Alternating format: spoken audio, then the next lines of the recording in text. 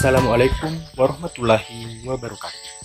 Perkenalkan, kami dari kelompok 7, mata kuliah inovasi dan kreativitas, dengan tema materi kami yang berjudul Inovasi Manusia dalam Manajemen.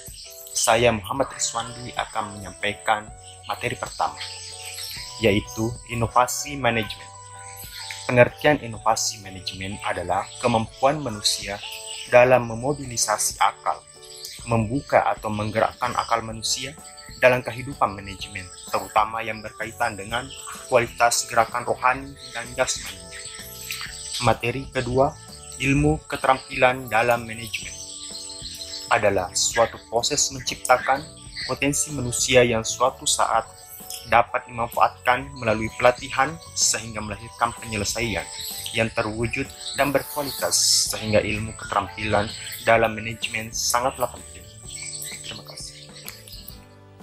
Baiklah, saya Indah Wahyuni akan menjelaskan materi ketiga, yaitu terobosan dalam manajemen. Untuk tetap unggul, perusahaan harus terus menciptakan produk baru, pelayanan baru, dan cara baru dalam melakukan pekerjaan. Salah satu cara yang dapat ditempuh adalah dengan menciptakan terobosan dari kalangan karyawan. Sayangnya, bukan hal mudah untuk mendorong karyawan untuk mewujudkan tujuan yang diidamkan. Namun, ada beberapa cara yang dapat dilakukan oleh perusahaan untuk mendorong karyawan mereka untuk dapat lebih kreatif dan inovatif. 1. Menciptakan suasana yang mendukung. 2. Paradigma kreatif dalam perusahaan. 3. Menciptakan hal untuk memancing kreativitas. Untuk bertahan dalam kondisi seperti ini, perusahaan hanya dapat bergantung pada kreativitas, beragam terobosan, serta kemampuan dari tiap karyawan untuk menyelesaikan masalah. Untuk mewujudkannya, perusahaan harus memberikan suasana yang kondusif, program pembelajaran dan program insentif. Pada akhirnya, karyawan dapat melakukan inovasi dan memiliki respon yang cepat menghadapi perubahan. Oke, bismillahirrahmanirrahim. Assalamualaikum warahmatullahi wabarakatuh. Saya Fadan Muhammad, perwakilan dari kelompok 7 akan membahas sebuah materi yang berjudul Inovasi Paradigma Manajemen. Nah, manajemen paradigma baru merupakan manajemen profesional gaya baru berbasis change atau berbasis perubahan yang berorientasi pada efektivitas dan efisien untuk mencapai tujuan perusahaan. Memiliki daya saing yang tangguh dengan menciptakan pengembangan melalui perubahan dan inovasi berkesinambungan terus-menerus tiada henti untuk menghasilkan nilai-nilai atau produk yang beda dan yang baru. Nah, berdasarkan pembahasan saya tadi adalah mengelola perusahaan dalam kondisi apapun perlu menerapkan sistem manajemen paradigma baru, termasuk reformasi di berbagai sektor.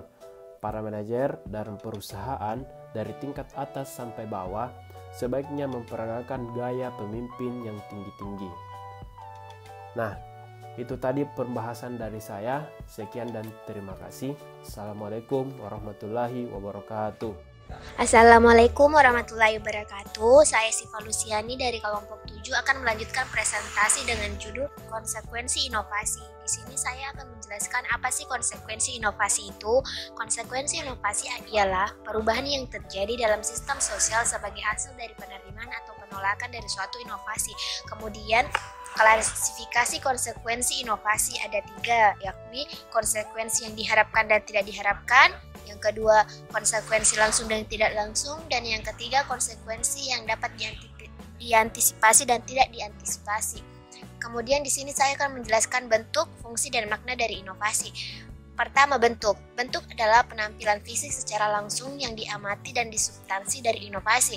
Kemudian fungsi merupakan kontribusi yang dibuat oleh suatu inovasi pada cara hidup anggota suatu sistem sosial.